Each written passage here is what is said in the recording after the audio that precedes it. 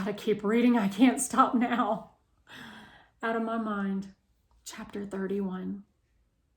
The air felt thick and damp, like the silence that followed the screaming and crying and sirens. The rain had slowed to a drizzle. After Mom and Dad left with the ambulance, Mrs. V took me out of the car and sat me in my chair. She placed the soggy, filthy doodle on my tray. I found this under the car, she said, her voice shaky. I touched it and burst into tears. As she rolled me to her house, she said, we're going to clean Doodle up and have him waiting for Penny when she comes home. You hear? I couldn't tell if she was trying to convince me or herself. I felt dizzy and nauseous. I could not stop shaking. After changing my clothes into warm, dry sweats, she switched the radio to an easy listening station and turned the volume down low. The only color I heard was gray. Mrs. V stood behind me, gently rubbing my shoulders. Are you hungry? She asked. I shook my head no. She continued to massage my back and shoulders until we both could feel the tension slipping away. I'm going next door to get your Medi-Talker and the dog, she said. You want anything else? I shook my head and continued to listen to the tones of smoky gray. When she got back, Butterscotch seemed nervous. She kept pacing and sniffing as if she were looking for something. I think she's looking for Penny, Mrs. V said. Dogs know. She hooked up Elvira to my chair and switched it on, but there was nothing either of us could say. It's not your fault, you know, she said finally. I shook my head forcefully. Mrs. V should know better than to say stuff like that just to make me feel better. I mean it, Melody. It is not your fault. Yes, it is, I replied on my talker. I turned the volume up loud. Mrs. V walked around to where I could see her, leaned down until her face was just inches from mine. You did your best to warn your mother. You should be proud of yourself. Not proud, not enough. I typed. Sometimes things happen that are beyond our control, Melody. You did everything right. The guilt bubbled up then. I was mad at Penny, I typed, slower than usual. Penny knows you love her, she said. Tears slid down my cheeks. Made Mom take me to school. So what? The fact that you insisted on going to school even after what happened to you yesterday shows you are a strong person, a better person than anyone else there. I'm proud of you for that. Don't be. I'm sure Penny will be just fine, Mrs. V said then, but her voice said otherwise. For the first time I could remember, Mrs. V sounded unsure. Will she die? I had to know.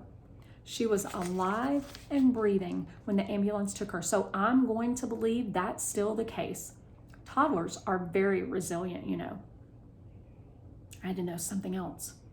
Her brain messed up? I typed. I had seen enough television shows on brain trauma to know it was possible. My classmate Jill had been in a car accident. I couldn't bear to see Penny like that. Mrs. V answered thoughtfully and honestly. I suppose it's possible, but I pray that's not the case. 2 broken kids, I typed. Just the idea almost made me gag. That's not going to happen, Melody. But Mrs. V's voice wavered. I heard it. I was still for a moment, and then I typed. It should have been me. Huh? What do you mean? Nobody would miss me. Now you just stop stupid talk like that. My whole world would fall apart if something happened to you, your parents as well. I'm not sure I believed her. I tilted my head. Really? I typed. I plan to wear purple to your college graduation. Far away and very hard, like making the quiz team. They left me, and they lost. I glanced out of her large picture window and watched the wet branches sway.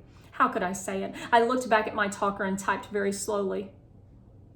I want to be like other kids. So you want to be mean and fake and thoughtless? I looked up at her angry face and then looked away.